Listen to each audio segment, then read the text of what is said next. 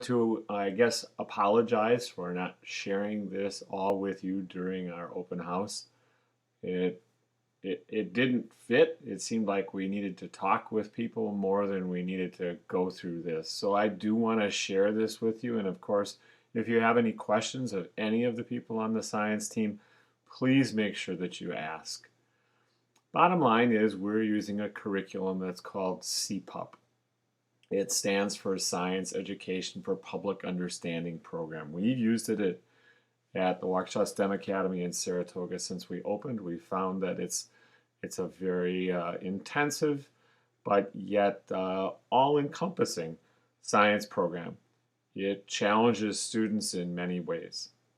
I want to go through this presentation just kind of to show you some of the pieces that are in place to help your kids be successful and to give you some background into what's going on. So one of the things that we do is we use Google Sites to organize the activities. Apologize, I flipped through that one too fast.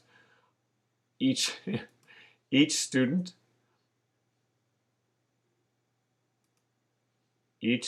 will create their own Google site, and it is a great tool, as I said, to organize their evidence of learning. You can just see a few examples here. The formatting of this is pretty consistent, but how students choose to display it is a whole nother issue. Students will all be taught how to do this. Many of them are pretty aware of how to use Google Sites, but there's some specific things that we ask them to do. This is one of the things that we'll be working on the first week of school. The next thing I want to show you is Blackboard. All of our science activities are organized into the Blackboard site, and all of your students have already been enrolled in it.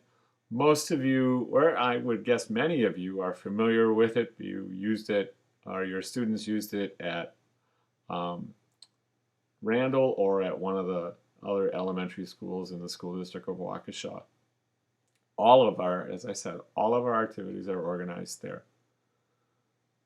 The next tool that we'll be using is called Google Classroom. Google Classroom is a way for us to distribute material to students, whereas in the past we might have handed out a worksheet for them to complete with questions and answers. This now is a place for us to do that in a digital format. As soon as we give it to them via the classroom, it goes into their drive, they complete what we ask them to complete, and they turn it in. You can see that there are some notifications here, due tomorrow. There are all kinds of tools in it, but that's another tool that we will use is Google Classroom. So you may have noticed while looking at your child's schedule that the first portion of the year was blocked out with either studying people scientifically, studying materials scientifically, or studying soil scientifically. So that's our first rotation. From that point, in probably early October, we'll ask students to make another choice. Here is the next rotation, what it's going to look like. Students will have the opportunity to take boy, it keeps flipping back and forth. I apologize for that. To take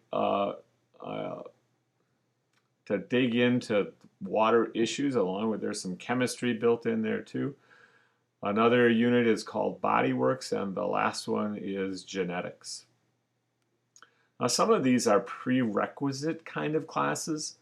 Water happens to be one of them. We want students to make sure that they have the water unit by the time they finish their 3-year experience at the Waukesha STEM Academy. Here is rotation 3. You can see from mid-January to April, cell biology, force and motion, plate tectonics, and evolution. Cell biology is another one of those prerequisite courses that we want students to make sure that they take before the 3-year experience at Waukesha STEM Academy is over.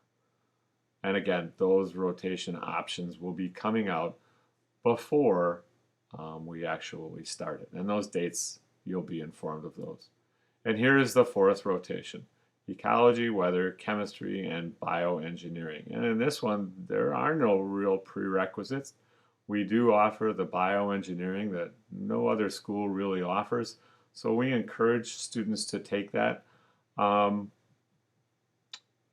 it is a pretty high-level course, so it's for most often our 8th grade students. So what is SEPUP? Well, it's divided into 3 sections: Earth, Life, and Physical Science. And you can read this while you're looking at it. I won't read it for you. However, do know that there is an online book, and there are also many textbooks. And kids oftentimes forget to tell their parents that we really do have real textbooks that kids can take home if they want to, if they don't have access to the internet at home.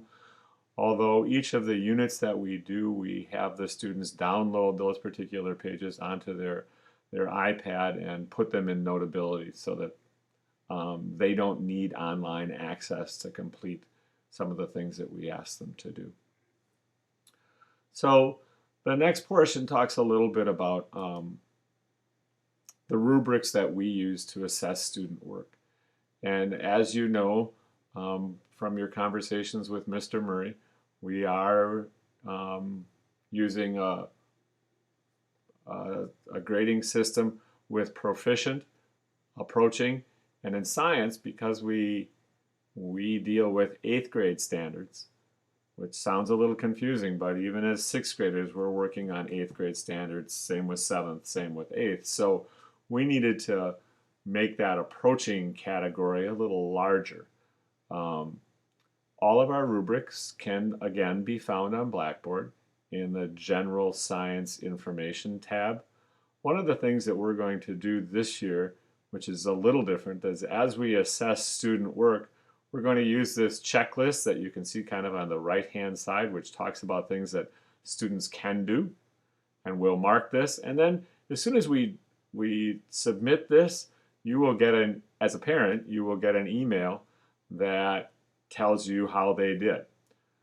It will also be marked in Infinite Campus, but we think that this is a great tool to let you know right away about your child's progress. So here is one of the rubrics. This is, as you can see, constructing explanations.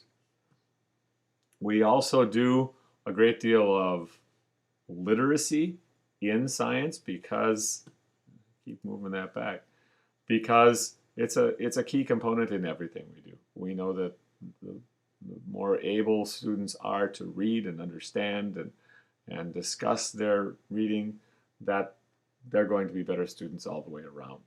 So again, wanted to show you this rubric as well. I'm at the last slide. I know that there could be lots more questions, and I guess that there probably are. Please don't hesitate to contact any one of the science teachers, either by email or by phone. Phone goes right to voicemail. It's kind of difficult to talk to us, but we're really good with email, and I hope that this was helpful. If you have any questions, please let us know. Thank you very much, and enjoy your weekend.